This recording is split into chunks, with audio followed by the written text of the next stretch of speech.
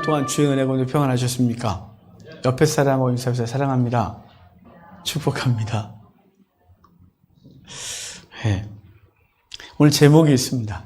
제목 같이 읽겠습니다. 다 이루었다. 아멘.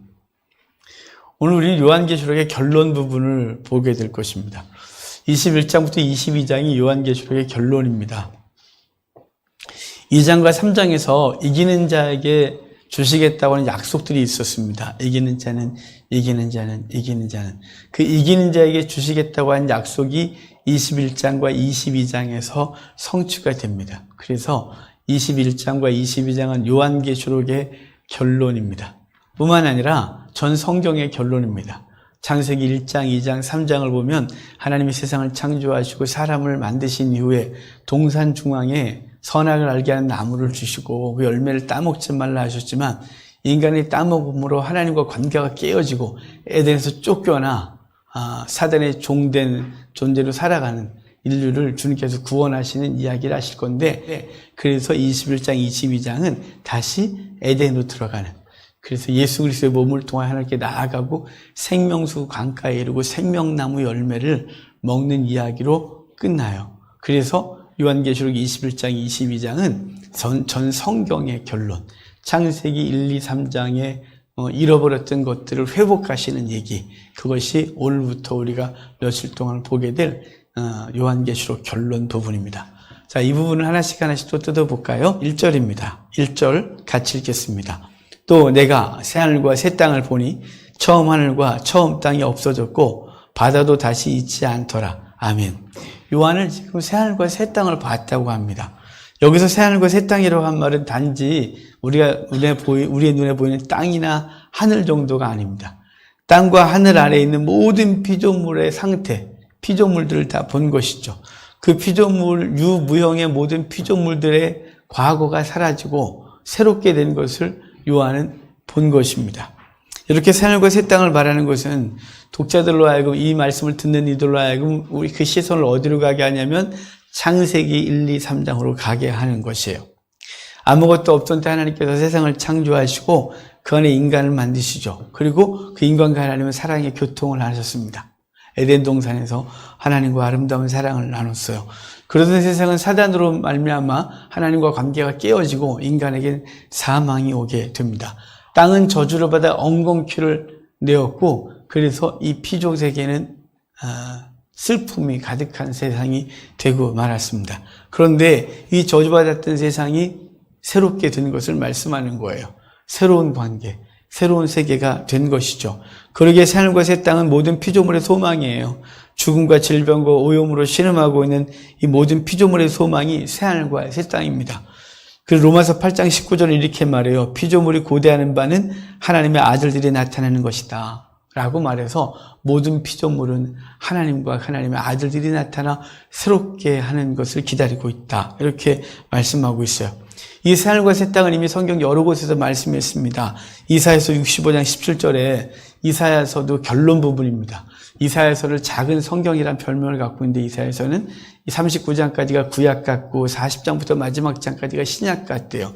40장부터는 회복에 대한 예언을 주시는데 위로하라 내 백성을 위로하라, 복용했다가 끝났다고 위로해라, 그러면서 메시아 예언이 막 넘쳐나요. 그리고 맨 마지막에 65장 66장은 새하늘과 새 땅, 하나님의 영광에 대한 얘기를 쭉 하게 되는데 그 65장 17절에 이렇게 말하고 있어요. 보라, 내가 새하늘과 새 땅을 창조하나니 이적 것은 기억되거나 마음에 생각나지 아니할 것이다 라고 이사야서 맨 마지막 결론 부분에 말하고 있는데, 성경의 맨 마지막 결론 부분인 요한계시록 그것도 결론 부분에 똑같은 얘기를 하고 있는 것입니다.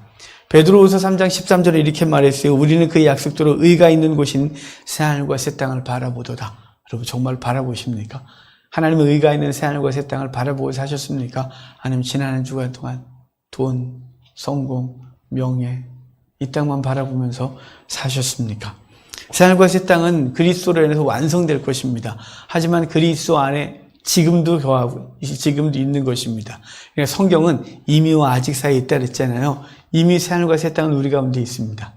주를 믿는 백성들 사이에 새하늘과 새 땅이 있고 예수님의 재림으로 말미암아 그것은 완성될 것입니다. 제가 새하늘과 새 땅을 여러 번 경험했겠지만 그 중에 제 마음속에 영원히 남는 시간이 하나 있습니다. 잊지 못하는 정말 이 피부로도 느껴지는 시간이 한때 있었습니다. 제가 군대를 전후해서 하나님의 존재에 대해서 의심하기 시작했습니다.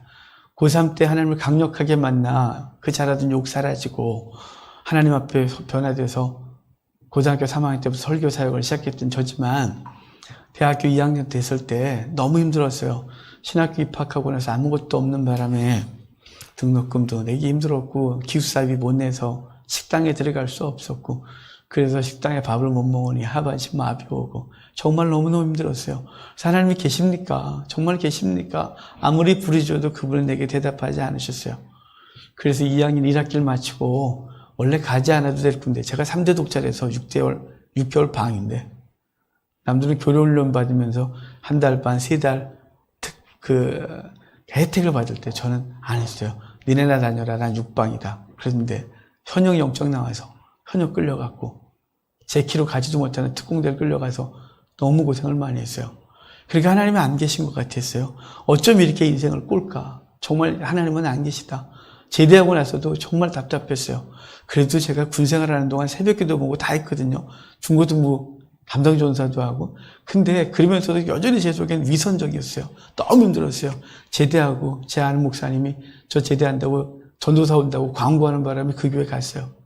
반년을 사역을 했는데 도저히 제가 못하겠어요. 위선을 떠는 것 같고 안 계신 것 같은데 계속 이렇게 할 수 없었어요.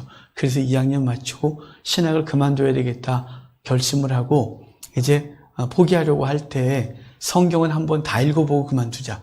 그때까지 성경을 통으로 읽어본 적이 없었습니다.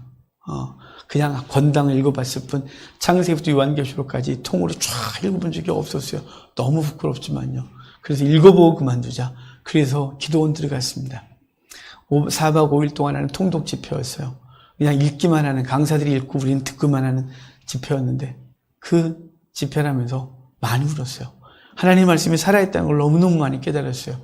시간마다 울고 눈이 퉁퉁 붓고 정말 4박 5일 동안 하나님의 살아계심이 성경 속에 이렇게 생생하게 드러나고 있다는 걸 처음 경험했어요.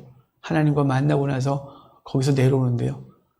지금 천마산 기도원 있는 그쪽인데요. 백봉산 기도원이라고 서울 리조트 옆에 있었어요. 거기서 그 산에서 내려오는데요. 눈보라가 무지하게 몰아쳤거든요. 다른 사람들은 다 단체로 와서 봉고차 타고 막 내려는 저 혼자 배낭을 메고 산에서 내려오는데 눈보라가 엄청나게 내렸거든요. 근데요.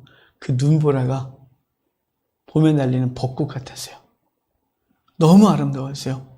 온 산을 뒤덮고 있는 흰 눈은 여호와의 광채 같았어요. 하나님의 은혜 광빛이 그 광채가 막 비추는 것 같았어요. 그래서 혼자 산에서 내려오면서 막 노래를 부르고 찬양을 부르고 내려와서 신학을 다시 힘있게 시작했던 기억이 지금도 생생합니다. 그때 저에게는 새하늘과 새 땅이 뭔지 알게 하셨어요. 천국 가서 얻는 것이 새하늘과 새 땅이 아니라 그것은 당연히 완성될 새하늘과 새 땅이었고 이 땅에서도 주님 안에 주님과 만나는 사람들은 매일매일 새하늘과 새 땅을 경험하는 것입니다. 하지만 교회 안에 있음에도 크리스찬이라고 하면서도 세상 것에 얽매여 있는 사람들은 매일 지옥이죠. 그 관계가 깨져서 지옥이고 있는 것이 안 보여서 지옥이고 내게 이미 풍성한데 그 풍성한 것을 누리지 못하여 지옥이고 하지만 주님 안에 있으면 우리 매일매일의 삶이 새하늘과 새 땅을 경험하게 될 것입니다. 요한계시록은 지금까지 우리가 보면서 두 가지가 계속 대조됐었어요. 죄와 악으로 대조되는 그 세계는 이미 망했습니다. 그리고 이제 하나님의 백성들의 세계, 그것은 승리한 자들의 노래로 계속 울려 퍼지고 있었습니다. 이렇게 하늘과 새 땅을 보고 있던 요한은 하늘과 땅은 있는데 뭐가 없다고 말하나요? 바다는 다시 있지 아니하더라 라고 1장 후반에 이야기하고 있어요. 바다가 없다. 좀 서운하죠. 가끔 울적하고 힘들 때 바다가 보고 싶지 않으세요? 그냥 확 가서 바다 한번 보고 나면 뻥 뚫어지는 심령, 이렇게 가슴을 느끼고 오지 않으세요? 바다가 보고 싶죠. 그런데 여러분, 천국엔 바다가 없답니다. 이게 눈에 보이는 바다가 없다가 아니죠. 이 바다가 갖고 있는 히브리인들의 상징성이 있어요. 바다를 히브리어로 얌이라고 하거든요. 이 바다를 히브리어로 얌이라고 하는데 이것은 악한 것의 근원, 그랬어요. 그래서 다니엘서 7장에 보면 악한 것이 바다에서 나와요. 우리 이미 13장, 요한계시록 13장 봤는데 13장 볼 때 거기서 악한 짐승이 바다에서 올라왔어요. 바다는 악한 것의 근원이에요. 그래서 우리가 홍해 사건을 보면 바다를 가르시고 요단강을 가르시고 그 백성을 인도하셨어요. 예수님이 사역을 하시면서 갈릴리 바다를 밟고 다니셨고 갈릴리 바다를 향하여 명하셔서 장대않게 하셨어요. 왜냐하면 바로 악한 것의 근원을 멸하시고 그것을 굴복시키시고 당신의 백성을 건지시는 것을 그 구약에서부터 예수님 사역까지 계속 말씀하셨는데 주의 백성들의 삶 속에선 바다가 닻이 있지 아니하더라 라고 말하는 거죠. 악한 것에 근원이 없어요. 그래서 그 악한 것에 영향받지 않게 됨을 말씀해 주고 있는 것입니다. 이것은 주의 백성들이 살아가는 동안도 계속되어지지만 예수 그리스도의 재림과 종말 때 완전히 완성될 것입니다. 자, 이제 이렇게 말하면서 성경 전체에서 우리 21장 전체에서 없을 것들, 그의 나라에는 새하늘과 새 땅에는 없어질 것들에 대한 것을 몇 가지 얘기를 했었는데 우리 다음 주에 볼 말씀이지만 오늘 그 몇 개만 좀 정리를 하고 넘어가야 될 것 같아요. 자, 4절을 좀 먼저 보면 4절을 같이 읽을까요? 모든 눈물을 그 눈에서 닦아주시니 애통하는 것이나 곡하는 것이나 아픈 것이 닻이 있지 아니하리니 처음 것들이 다 지나갔음이로라. 아멘. 모든 눈물을 닦아주시고 사망이 없고 애통하는 것이나 곡하는 것이나 아픈 것이 닻이 있지 않는다. 이렇게 말해요. 바로 새하늘과 새 땅에선 그것들이 사라지게 된다는 것이죠. 주의 임재로 말미암아 슬픔이 사라지는 거예요. 주의 임재로 말미암아 사망이 사라졌어요. 이건 이미죠. 이미. 여러분, 우리는 이미 사망이 없어요. 우리는 이미 새 생명 얻은 거죠. 그래서 에베소서 2장 1절에 허물과 죄로 죽었던 너를 살렸다. 생명이 우리 가운데 있다고 말하는 거예요. 사망이 사라졌어요. 뿐만 아니라 세상에서 슬퍼하고 고통스러웠던 것이 예수 그리스도 안에서 그리스도의 위로를 말미암아 눈물을 흘리지 않고 고통이나 애통이 없게 된 것이에요. 세상 것 때문에 그런 것들이 우리에겐 다시는 영향을 주지 못한다 이 말이에요. 그럼에도 불구하고 아직은 미완성이 돼서 사망이 우리를 주장하기도 하고 질병이 우리를 주관하기도 하고 때로는 슬픔이 우리를 괴롭게 하기도 하고 관계 속에서 아픔을 겪기도 하고 애통하기도 합니다. 그래서 우리는 이 땅에 살면서 이미 주어졌으나 아직은 완성되지 않은 그 사망의 세력을 멸하고 있는 이 상태이나 그리스도의 재림과 함께 이 모든 것들은 완성될 것입니다. 주님께서는 오시기 전에 우리에게 뭘 주셨나요? 가시면서 보혜사 성령을 주셨어요. 보혜사를 헬라어로 파라클레토스라 그래요. 옆에서 말한다는 뜻이에요. 그래서 상담사, 변호사, 위로자 등등으로 번역했는데 그분이 우리 속에 계셔서 우리의 눈물을 닦으시고 우리를 위로하시고 근본적으로 생명을 허락하신 이미 우리에게 주어졌고 예수 그리스도의 강림하심으로 최종적으로 완성될 것을 믿으시길 바랍니다. 자, 25절에 또 새하늘과 새 땅에 없는 것들이 있어요. 25절이에요. 25절 같이 읽을게요. 낮에 성문들을 도무지 닫지 아니하니 거기에는 밤이 없음이로라. 밤이 없다 이 말은 어둠이 주관하는 그 사단의 세력들 그리고 슬픔들, 답답함들, 소외된 것, 분리된 것 등등이 다 사라지고 오직 빛 가운데 그 명확하고 영광 가운데 거하게 될 것을 말씀해 주고 있는 것이에요. 자, 27절도 좀 볼까요? 27절입니다. 무엇인지 속된 것이나 가증한 일 또는 거짓말하는 자는 결코 그리로 들어가지 못하되 오직 어린 양의 생명체에 기록된 자들만 들어가리라. 아멘. 자, 속된 것, 가증한 것, 거짓말하는 것 그래요. 속된 것, 헬라어로 코이논인데요. 그게 모독하는 것이에요. 그러니까 하나님을 모독하는 것들이 없어지는 거죠. 바로 우상숭배자들을 가리켜요. 가증한 것 그래요. 가증한 일, 이 말도 뭐냐면 배교자들이라든가 우상숭배자를 하는 행위들에 대한 얘기를 하고 있는 거죠. 거짓말하는 자, 이건 거짓 선지자들이에요. 하나님의 말씀을 왜곡하여 사람들을 무너지게 하는 것들은 없다 이 말이에요. 그러므로 새하늘과 새 땅에서 오직 경건한 주의 백성만이 거하는 것이에요. 비록 이 땅에 천국의 그림자라서 교회가 천국의 그림자인데 이 그림자라서 아직 여전히 배교자가 있고 우상숭배자가 있고 가증한 것들이 있으나 주의 재림과 함께 그 모든 것들은 사라지고 완성될 하나님의 나라가 있다는 사실입니다. 자, 우리 하는 이 1절을 보면서 새하늘과 새 땅, 그리고 새하늘과 새 땅에서 없어질 것들에 대한 얘기를 잠깐 봤어요. 자, 2절 볼까요? 2절과 3절. 이제 하늘에서 요한이 하늘에서 내려온 어떤 것을 보게 돼요. 2절 3절 봐요. 또 내가 보매 거룩한 성 새 예루살렘이 하나님께로부터 하늘에서 내려오니 그 준비한 것이 신부가 남편을 위하여 단장한 것 같더라. 내가 들으니 보좌에서 큰 음성이 나서 이르되 보라 하나님의 장막이 사람들과 함께 있음에 하나님이 그들과 함께 계시리니 그들은 하나님의 백성이 되고 하나님은 친히 그들과 함께 계셔서 아멘. 하늘에서 거룩한 성 예루살렘이 내려오는 것을 보았대요. 거룩한 성 예루살렘이 하늘에서 내려왔다. 이것은 물리적 공간이 아닙니다. 거룩한 성 예루살렘이 하늘에서 내려왔다. 그러니까 지금 중동에 있는 이스라엘의 예루살렘, 그것이 하늘에서 예루살렘 성이 탁 내려오게 되고 그렇게 될 것으로 기대하거나 생각을 한다면 성경을 다시 보셔야 돼요. 앞뒤 운명 전체 보셔야 되죠. 물리적 공간이나 건물이 내려오는 게 아니에요. 이것은 성도의 공동체를 얘기를 하는데 앞으로 계속해서 그 얘기를 다음 주에도 얘기할 거예요. 성도의 공동체를 새 예루살렘이라고 하는 거예요. 근데 왜 하늘에 있지? 하늘에서 내려온다고 했을까요? 하늘에서 내려왔다 이것은 그 새 예루살렘이 원래 있던 위치가 어디냐? 하늘이라는 거예요. 그럼 새 예루살렘은 뭐냐? 성도의 공동체라고 그랬죠. 에베소서 2장 1절부터 6절까지 굉장히 중요한 얘기를 하고 있는 거예요. 그래서 아까 말씀드렸어요. 에베소 2장 1절은 죽었던 너를 살렸다. 그 말이 5절 6절에 다시 반복되면서 그 죽었던 너를 우리를 살려서 하늘 보좌에 예수 그리스도와 함께 하늘 보좌에 안침받았다 그래요. 우리의 위치가 어디라고요? 하늘이라고요. 우리의 육신이 비록 이 땅에 거하지만 우리의 영혼은 이미 하늘에 안침받은 존재. 빌립보서는요, 우리의 시민권이 하늘에 있다 이렇게 말해요.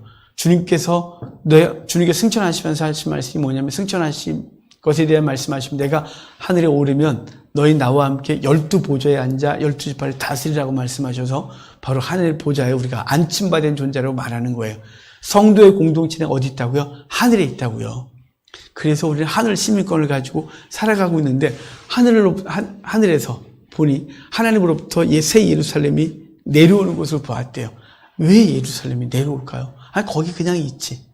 여러분, 교회는 하늘에 있으나, 주의 백성들은 하늘에 있으나 이 땅에 내려와서 하나님의 나라를 세워가는 존재로 있는 거예요. 비록 지금 눈에 보이는 교회들, 이 가시적 교회가 불완전하고 비록 여러 가지 문제가 있으나 이 성도의 공동체는 하늘에서 내려와 이 땅에 거하며 이 땅에서 하나님의 나라를 세워가고 있는 존재인 것이죠. 이 하늘에서 내려왔다. 이 말은 양면성을 가리키고 있어요. 이 교회의 양면성을 이미 19장 볼 때 했거든요. 우리 지난주에 20장 받고 20장 지난주에 집에 가서 들어보니까 우리 방송이 막 계속 끊어지고 제 마이크가 안테나가 빠져 있었어요. 그게 계속 끊어졌던 거예요. 소리가. 도저히 들을 수가 없어서 20장 설교는 지웠어요. 그래서 시리즈 설교 중에 20장 설교가 유튜브에는 없어요.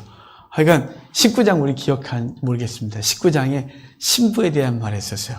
그래서 어린 양의 신부에게 흰 옷을 입도록 허락했다라고 말하고 그 뒤에 19장 후반에 이어지는 것이 예수 그리스도가 백마 타고 철장을 들고 달려가며 싸우실 때 주의 백성들은 그들을 백마 타고 흰 옷 입고 뒤를 따르더라라고 해서 교회의 양면성을 얘기를 했어요. 그것이 뭐냐면 한편에는 신부, 그리스도의 신부고 한편에는 그리스도의 전사로서 이 땅을 살아가는 교회의 양면성. 그런데 오늘도 마찬가지예요. 새 예루살렘이 하늘에 내려왔다는 것은 뭐냐면 교회의 양면성이에요. 우리의 시민권은 하늘에 있고 우리가 하늘에 속한 자이나 이 땅에서 여전히 싸워 이겨야 될 존재로 살아가고 있는 것. 그것은 교회인 것이죠. 그 저와 여러분은 계속해서 전투하고 있는 것이에요. 이렇게 영광스러운 교회에 대해서 하나님께서 함께 해주시겠다고 말해요. 거기 함께란 말이 3번 등장하는 곳 볼 수 있어요. 거기 보면 3절이죠. 내가 들으니 보좌에서 큰 음성이 나서 이르되 보라 하나님의 장막이 사람과 함께 있음에, 하나님의 장막이 사람과 함께 있고요. 하나님은 그들과 함께 계시고요. 그들은 하나님의 백성이 되고 하나님이 친히 그들과 함께 계셔서, 그러니까 장막이 그리고 하나님이 그의 백성들과 함께 하겠다 이렇게 말하는 거예요. 장막이 함께 하겠다. 이게 여기서 먼저 말씀하고 있어요. 이 장막이 함께 한다. 이 말은 이미 장막에 대한 얘기를 7장에서 썼는데 그 14만 4천 얘기를 하면서 보좌에 앉으신 이가 그들에게 장막을 쳐주시겠다 그랬는데 그 장막은 예수 그리스도의 보호하심에 대한 얘기를 한다 그랬죠.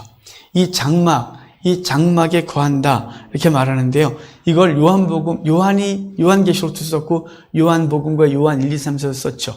요한복음 예수님에 대해서 얘기를 할 때 예수님께서 태초에 하나님과 함께 하셨고 그분이 세상을 창조하셨다고 말씀하시면서 그분이 이 땅에 오셨는데 그분이 오셨을 때 아무도 영접하지 않았다. 영접하는 자는 하나님의 자녀가 되는 권세를 주셨다라고 말씀하시면서 그 뒤에 이어서 하는 얘기가 뭐냐면 주님께서 우리 가운데 거하셨다 이렇게 말해요.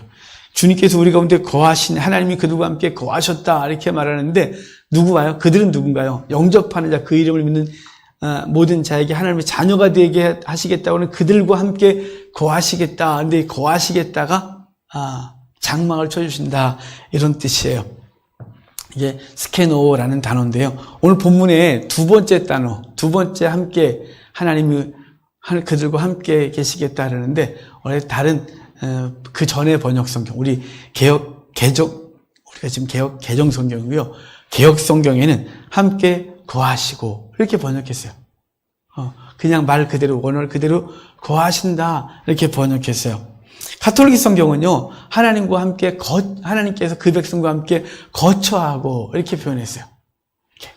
영어 성경도 NLT도 킹제임스 버전도 다 사신다 이렇게 번역했어요. 그들과 함께 사실 것이다 이렇게 번역해서 주님께서 이 땅에 오셔서 우리와 함께 거하심에 대한 말씀하시는 거죠. 이렇게 사시고 계신 것은 우리가 아는 단 한 단어로 말씀했어요. 그게 임마누엘이에요. 성령께서 우리와 함께 거하시는 것. 그것은 예수님께서 이 땅에 임하실 때 천사를 통하여 예언했던 두 가지 이름이 있죠. 예수라라, 임마누엘이라라. 그리고 그 임마누엘은 성령님의 강림으로 성취되었고 그리고 그 성취가 우리 속에 이미 그분이 거하시고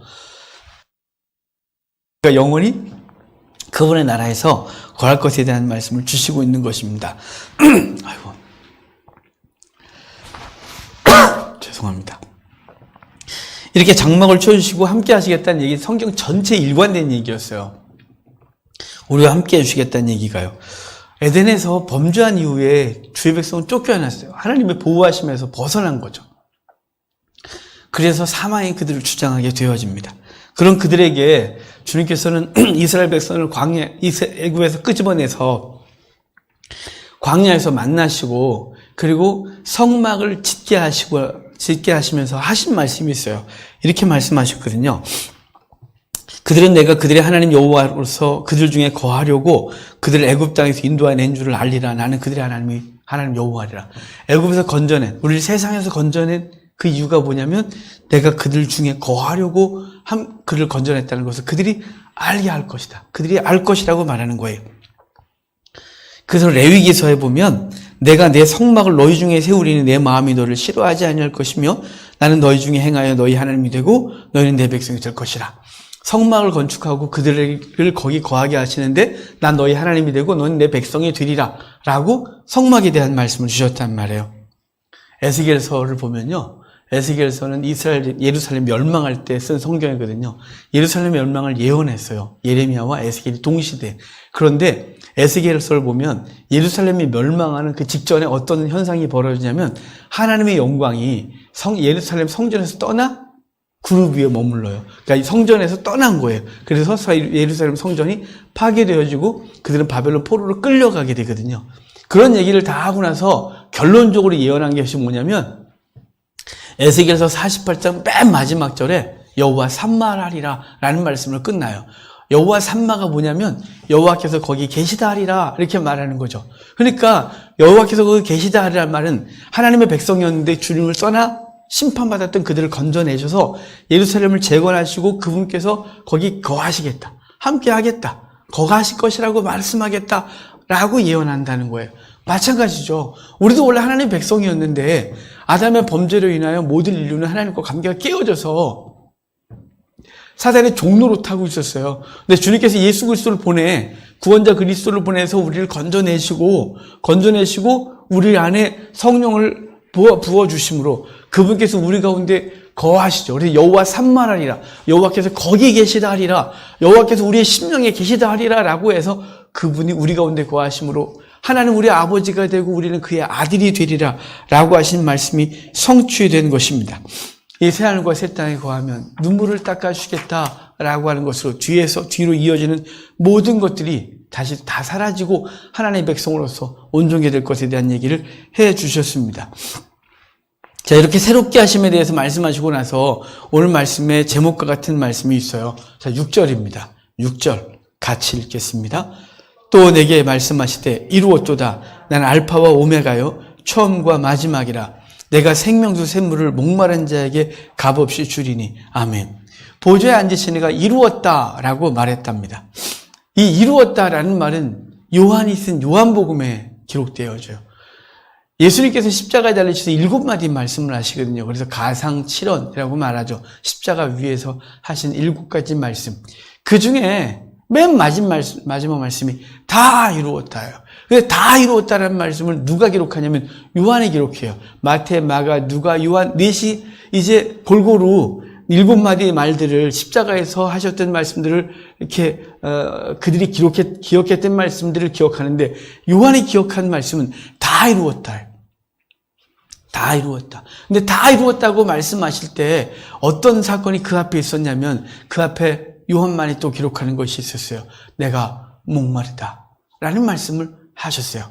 내가 목마르다 이렇게 말하니까 밑에 있던 군병들이 뭘 했나요? 목말라? 그럼 물 줄게. 그래놓고 하는 것이 뭐였냐면 그들이 로마 군사들이 갖고 다니던 그 뒤처리할 때 그러니까 변을 보고 그 변을 닦아내던 소를 갖고 다녔어요.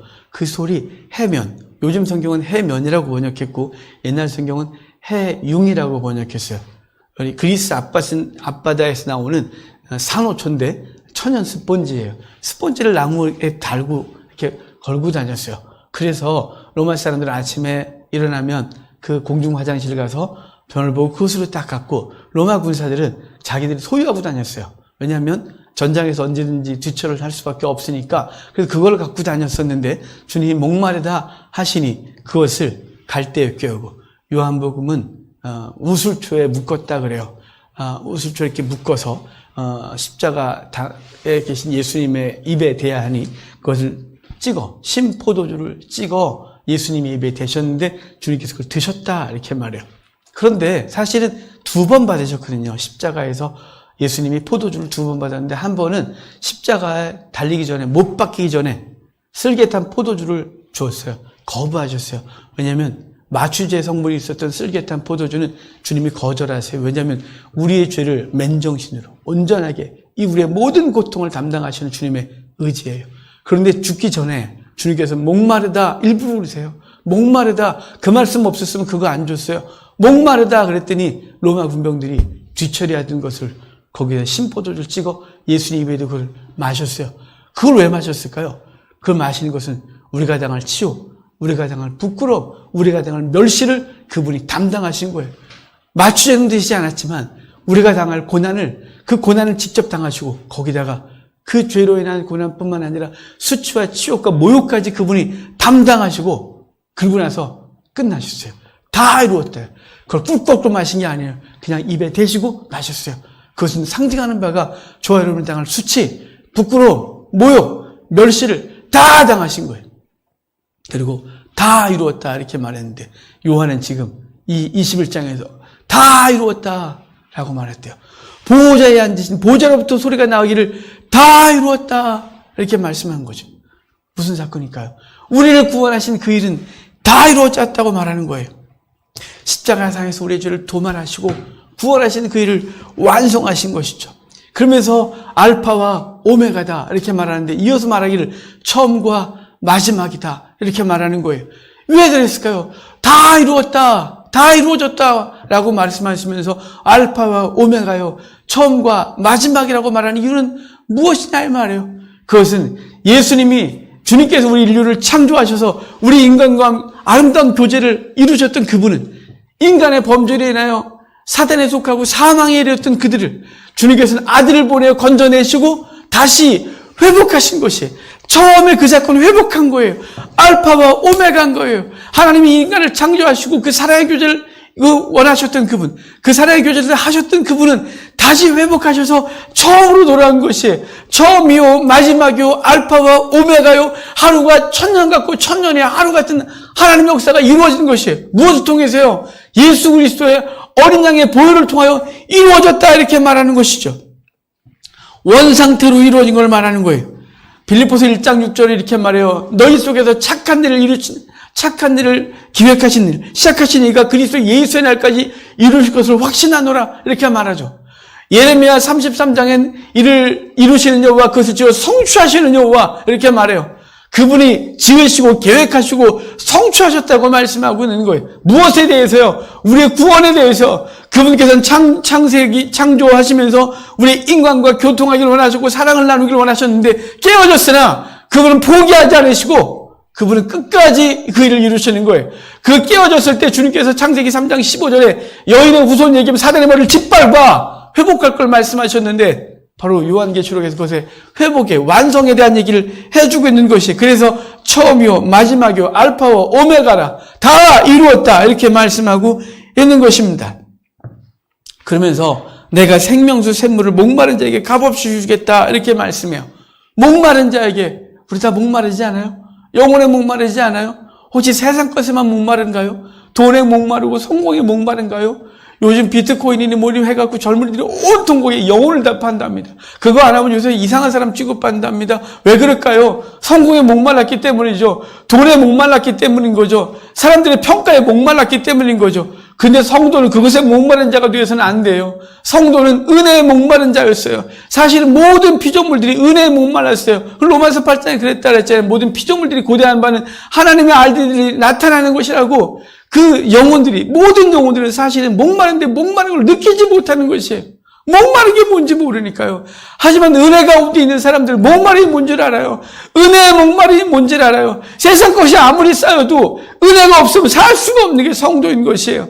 은혜의 강수를 값없이 마시겠다고 하는데 원래 이것은 이 은혜의 강물은 어디 있었던 걸까요? 은혜의 샘물은 에덴에 있었어요. 에덴 동산을 창조하시고 4개의 강이 있었다 그러잖아요.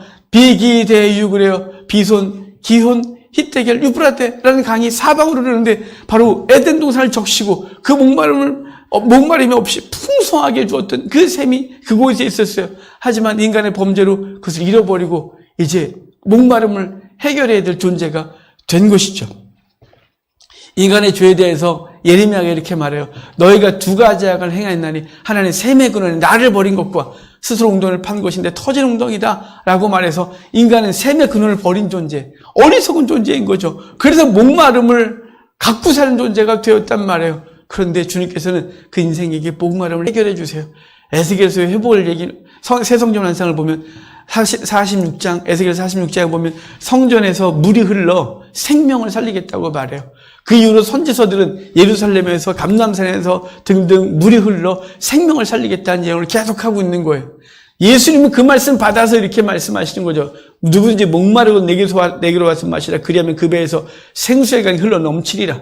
내가 주는 물을 마시면 영원히 목마르지 아니하리라. 등등의 말씀을 통하여 우리에게 생수의 근원이 주님이심을 분명히 말씀하고 있는 거예요. 목마른 자에게 생명의 물을 값없이 주시겠다고 말씀했단 말이에요. 바로 우리의 생수 대신 예수 그리스도가 값없이 우리에게 주어진 것이에요. 값없이 주어졌단 말이에요. 이 값없이 주어졌다. 이것도 이사야에서 회복에 대한 얘기를 하시면서 이사야서 55장 1절에 이렇게 말씀했어요. 오라 너희 모든 목마른 자들아 물러나오라. 돈 없는 자도 오라. 너희가 와서 사 먹되 돈 없이 값없이 와서 포도주와 젖을 사라. 이렇게 말씀해 주셔서 우리에게 은혜로 주실 것을 말씀했습니다. 여러분 이미 구원의 은혜가 우리 가운데 있음을 기억합시다.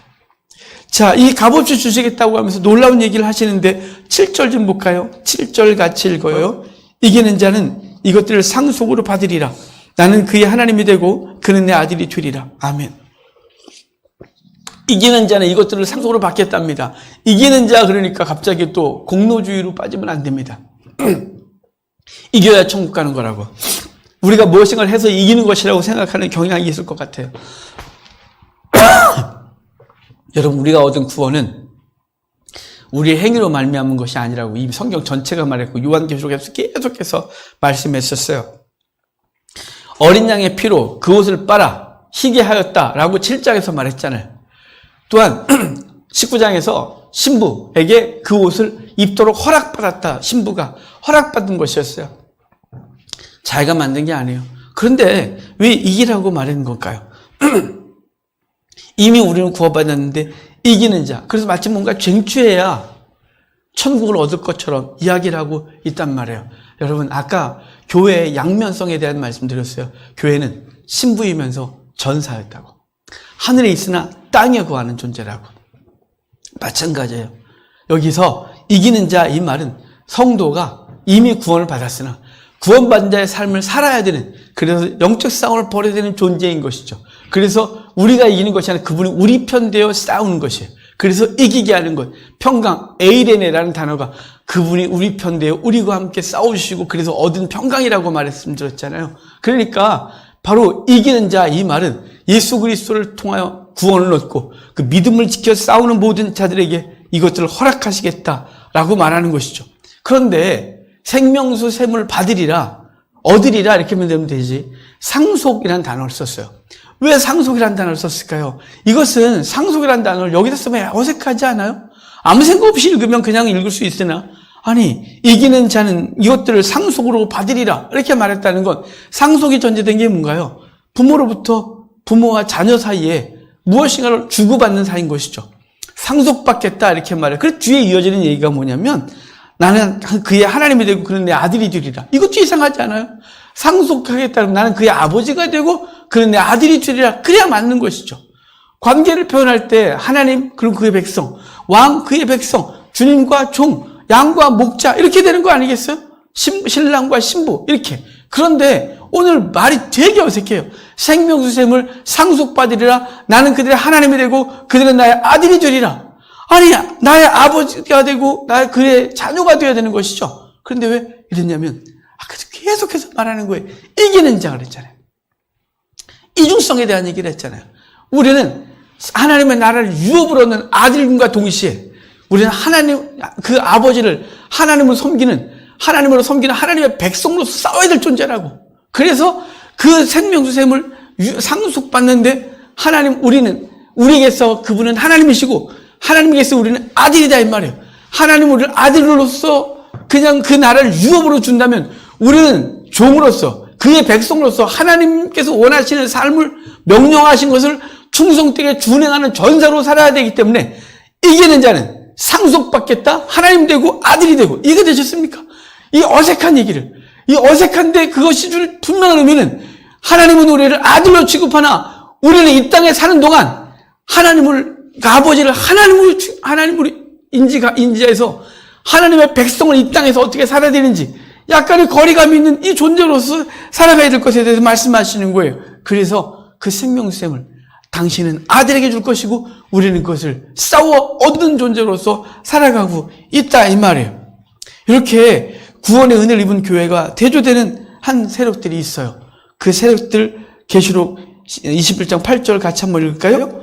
그러나 주류하는 자들과 믿지 않는 자들과 흉악한 자들과 살인자들과 음행하는 자들과 점술가들과 우상 숭배자들과 거짓말하는 모든 자들은 불과 유향으로 타는 못에 던져지리니 이것이 둘째 사망이라. 아멘. 거기 처음으로 등장하는 단어가 뭐예요? 두려워하는 자예요. 두려워하는 자는 천국 못 간대요. 이것도 갑자기 그래서 겁이 많은 사람 너 천국 못 간다 이렇게 말하면 안 돼요. 두려워하는 자, 여러분 성경에서 처음으로 두려워했던 자가 한 사람이 있어요. 아담이에요. 아담이 하나님과 관계 있어서 깨지고 선악과를 먹고 나서 하나님께서 아담아 라고 부르셨어요.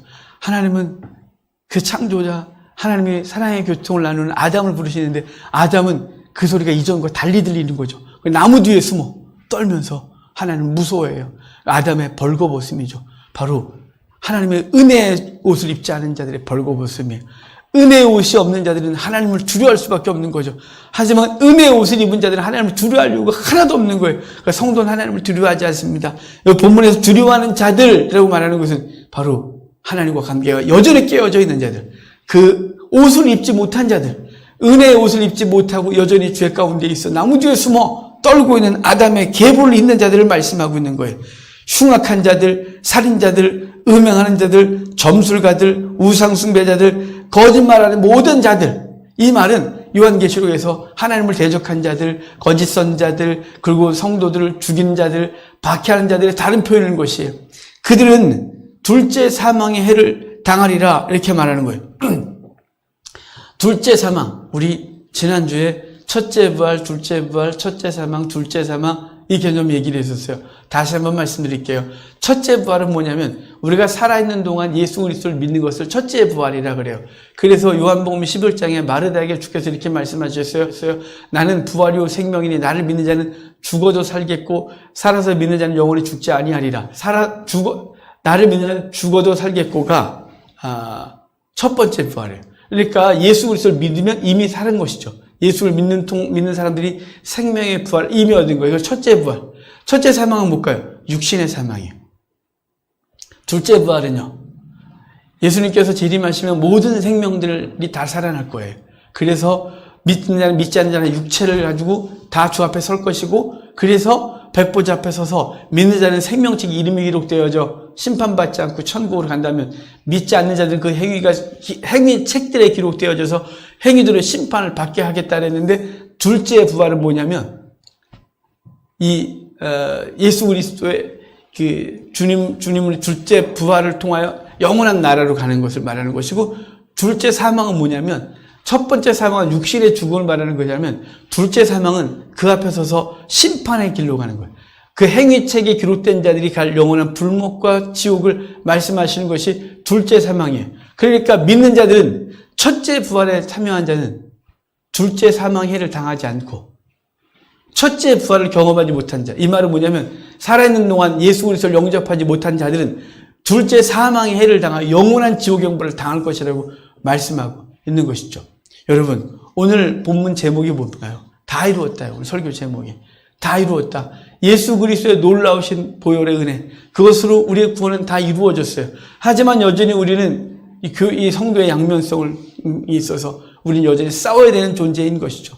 여러분 믿음의 싸움을 열심으로 싸워나갑시다. 이미 구원을 받았으니 난 괜찮아 라고 하면서 죄 가운데 널브러져 사는 존재가 아니라 이미 이긴 존재, 이미 예수 그리스도를 통하여 구원 얻은 존재로서 이미 구원이 다 이루어진 존재이지만 여전히 싸워 하나님의 나라를 더 얻고 그리고 그 나라를 영혼들에게 증거하기 위하여 전하기 위하여 힘을 다하는 우리 모두가 되길 주의 이름으로 축복합니다.